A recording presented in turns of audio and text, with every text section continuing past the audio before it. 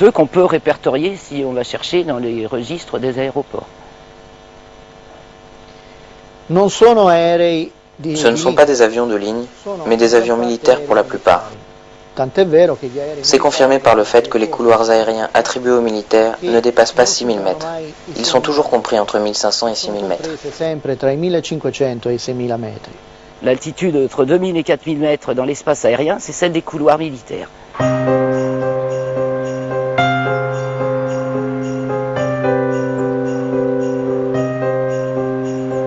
Nous avons filmé ces chemtrails en Provence.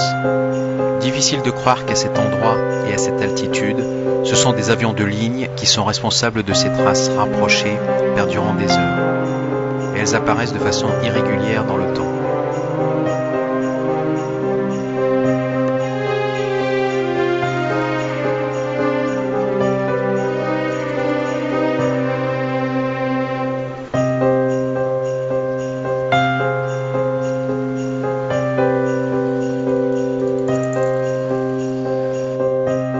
Je voyage beaucoup et j'étais en Croatie le lendemain du jour où cette république de l'ancienne Yougoslavie a rejoint l'OTAN.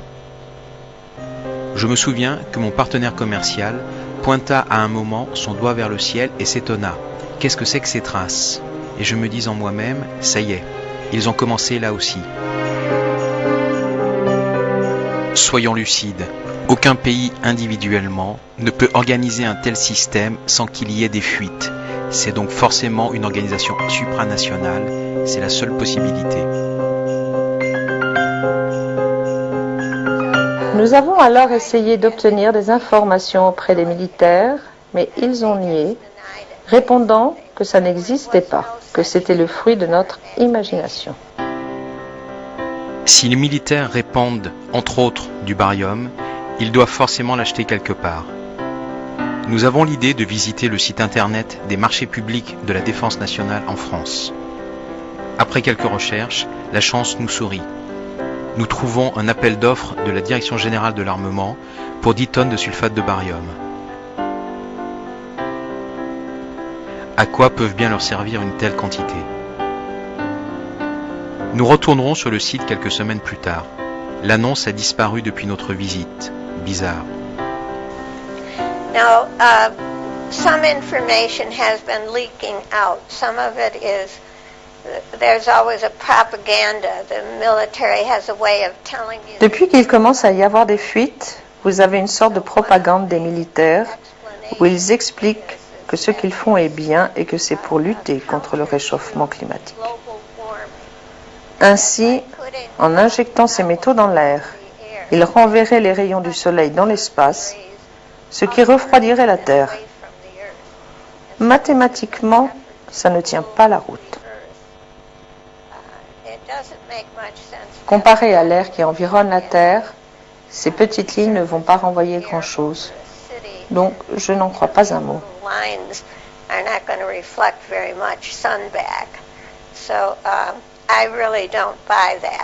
Effectivement, quand ils épandent de l'aluminium, ça va augmenter, sur une couche déjà nuageuse, ça va augmenter l'albédo, donc la réflexion des rayons solaires, donc augmenter le froid. Mais ce qu'on nous balance le plus souvent, c'est du barium, de chlorure de barium, et c'est donc ce qu'il y a dans ces petits sachets dessicateurs là, hein, qu'on trouve dans toutes nos boîtes de chaussures, d'appareils photo. Ça a pour propriété d'absorber l'humidité. Tous ceux qui cultivent la terre, jardiniers, agriculteurs, constatent, sans forcément faire le lien, que la terre se dessèche terriblement vite, beaucoup plus vite qu'auparavant, dans les mêmes conditions de pluie, etc. Et bien, c'est simplement qu'il y a ce chlorure de barium qui absorbe l'humidité, qui la tient en rétention dans l'atmosphère. Et il faut savoir une chose qu'on oublie trop souvent de nous dire, que le facteur numéro 1 de l'effet de serre, et de loin, c'est la vapeur d'eau. Donc, tenez des particules d'eau en suspension dans l'atmosphère, et qu'est-ce que vous allez faire localement? Vous allez augmenter l'effet de serre. Donc la chaleur, l'augmentation de température localement, elle est produite par les chemtrails. Sur l'effet des chemtrails sur les plantes, enfin en faisant la relation directe, ce que j'ai pu observer, c'est des formes de dessèchement des feuilles. Par ailleurs, il est clair que par temps d'épandage répété, on a un phénomène de croûtage de la terre. Donc toute la chaîne de vie sur Terre les animaux, les humains, les plantes, les arbres, les insectes. Tout le monde est touché, et sans distinction.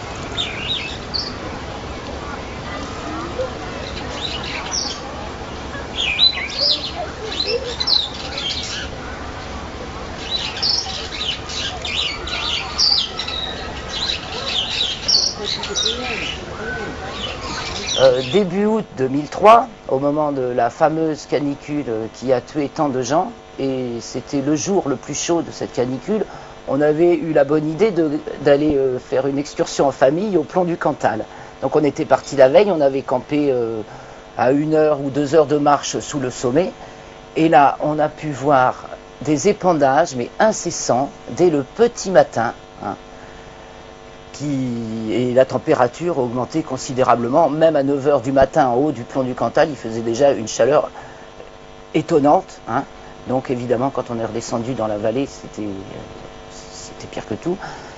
Et donc il y avait des quadrillages, ils sont passés sans relâche, et les avions passaient sans relâche au-dessus de cette région un peu déserte qui sont les monts du Cantal quand même. Au tout départ de l'histoire, j'étais tout à fait accueillant à la théorie de l'épandage pour limiter l'effet de serre ou pour réverbérer le rayonnement solaire et nous accorder une température bienveillante. Mais quand j'ai constaté des épandages de nuit qui effectivement créent un ciel voilé, donc un effet de serre local, je me suis mis sérieusement à penser qu'il y avait quand même anguille sous roche par rapport à la théorie effet de serre. There's another more technical explanation that says it's being used. Il y a une raison plus technique. C'est pour suivre les liaisons radar au-delà de l'horizon. Make pathways in the air so that the radar can follow it around a bend. Alors maintenant, il raconte que c'est pour protéger les aéroports et ce genre de choses. Je ne sais pas vraiment. That sort of thing. I don't know. Perché vengono usati questi metalli? Perché le scie chimiche funzionano nell'ambito delle attività. S'ils utilisent des métaux, c'est parce que les chemtrails fonctionnent dans le cadre du système HARP. HARP, qui est une station pour les essais de haute fréquence dans l'atmosphère, est une base. En fait, il y en a au moins 5 dans le monde, mais la principale est située à Gakona, en Alaska. Donc est une base composée de 180 antennes qui fonctionnent ensemble en émettant des fréquences vers l'ionosphère. È composta da 180 antenne. Ces ondes électromagnétiques envoyées dans l'ionosphère l'échauffent et la déforment, ce qui crée une sorte de lentille, un miroir, qui leur permet de réfléchir les ondes électromagnétiques vers le sol. La deformano e questa deformazione funge da una sorta di lente, di specchio, che permette di riflettere queste onde elettromagnetiche. Les chemtrails servent de corridor pour ces ondes électromagnétiques utilisées par les stations HARP du type de celle de Gakona. Elettromagnetico per queste onde che vengono usate dalle stazioni HARP sul tipo della stazione a Gakona. I actually went up to Alaska. Donc je suis allée en Alaska visiter HARP. Ce sont des rangées d'antennes hautes d'environ 25 mètres, alignées en rectangle, formant comme une grille. Spaced in a rectangle like a grid. It's a huge C'est un alignement gigantesque d'antennes ultra puissantes. Elles sont synchronisées dans le but de produire un rayon de radiofréquence vers l'ionosphère. Et ce qui revient, ce sont des ultra basses fréquences qu'ils utilisent pour effectuer des tomographies en profondeur de la Terre.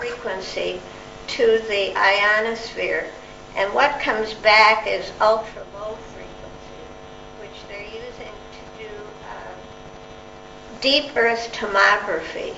So they're studying the. Ils peuvent ainsi étudier l'intérieur de toute la planète et ils y consacrent beaucoup d'argent. Donc ils peuvent détecter tout type d'installation souterraine et ils cartographient l'intérieur de la Terre.